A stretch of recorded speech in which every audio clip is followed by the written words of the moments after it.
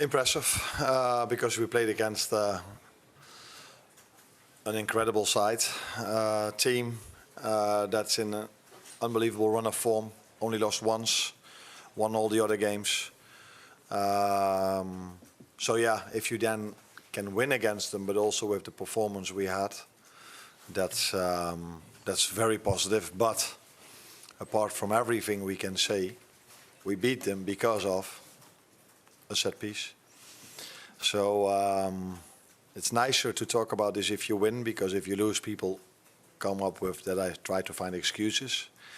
But a positive set piece balance is the minimum you need to get a result 9 out of 10 times, and that's what we had today. The squad will, of course, be announced over the next few days, I think, before the weekend. So Friday, I'm just hearing. So you'd expect his name to be amongst that list of players? Yeah, I think I'll be amazed. I'll be amazed if he's not. Look, we know he's had obviously a few little problems with his injury, and that's why he's not been in the squad. The England team have done well. They've had good performance. The players have come in. But he's a superstar and he should be in the squad. He has to be. I think he has moments. He's a match winner. His temperament, his desire, he has to be in that squad. And whether he plays or not, because the team have done so well over the last few games when he's been injured, but you know he has to be in that squad. It's a balancing act, I guess, for Thomas Tuchel. He's got a winning side. You know, he wants to keep that momentum going, but he's also got to bring in one of the best players in the world on his day. Yeah, he's one of the best players. We're talking about him. He's going to be in the squad, surely, but whether he plays in the 11, that's going to be the question. But I have no doubt Jude Bellingham should be in the squad. He's, as you said, he's world class. The temperament on the pitch, you know, he always seems like he wants to win. He's got that aggression in his eyes, and he wants to puts 100% in every time he's on the football pitch. So I have no doubts that he should be in the squad. It's just whether he'll be in the 11 or not. Daniel, I mean, you know him well, but would he be the type of player who's happy being in the squad, or does he want to play?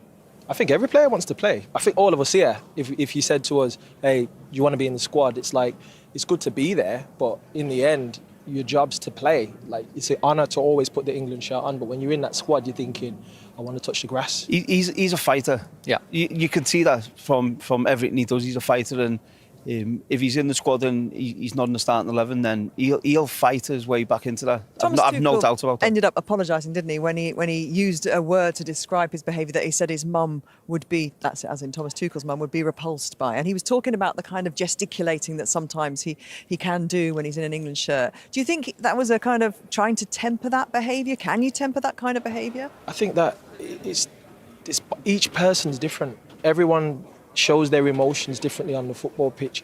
I had a different temperament to Wayne. Wayne had a different temperament to Theo. Theo had a different to Robbie. Like, we're all different players, and we get that feeling and that rush and that buzz when we touch the pitch in different ways.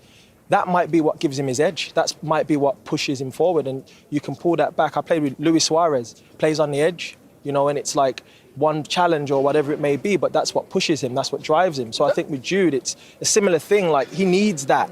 You can't take that out of him. You can't. That's the point I was making before. So I mean, he gets into a squad and he's not playing. Will his attitude be affected? Will he ruin the attitude of the squad if he's not playing? I agree with Wazza. I think he's a fighter. I think he's going to say, okay, I believe I'm the best midfielder we have. I think that's the mentality he has. He's playing for one of the biggest clubs in the world. He's got, you know, the world at his feet. He's achieved so many things.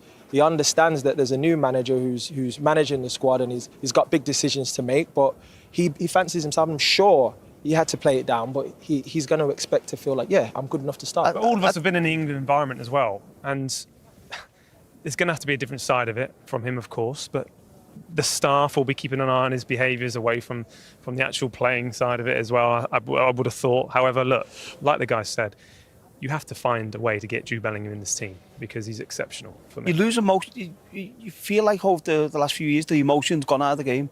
He shows emotion on the pitch. There's nothing wrong with that, and that brings more out of other players as well. So I just think you want players who are going to, you know, be disappointed to not win the game, or, you know, make decisions on the pitch which maybe everyone doesn't agree with. But you need them players. The best teams in the world, the most successful teams in the world, have always had them players. OK, finally, turning our attention, just one question for you, Robbie, to the weekend. Is Liverpool going to beat City at the Etihad?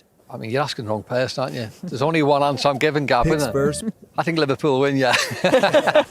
Arne Slot masterminded a tactical triumph as Liverpool edged Real Madrid 1-0 in a tense Champions League clash at Anfield. The Dutch coach's setup blended discipline and aggression, allowing Liverpool to control the tempo and neutralize Madrid's attacking threats. Slot's decision to tighten midfield spaces and unleash pace on the counter proved decisive, earning praise from pundits and fans alike. It was a performance that showed Slot's growing influence, calm, calculated, and confident on Europe's grandest stage.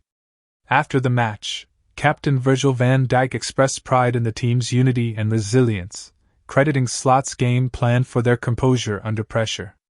Robbie Fowler also hailed the result as vintage Liverpool, highlighting how the players fought for every ball and refused to let Madrid settle. He described it as a defining moment in Slot's early reign, not just a win, but a statement that Liverpool's new era is ready to challenge Europe's elite once again.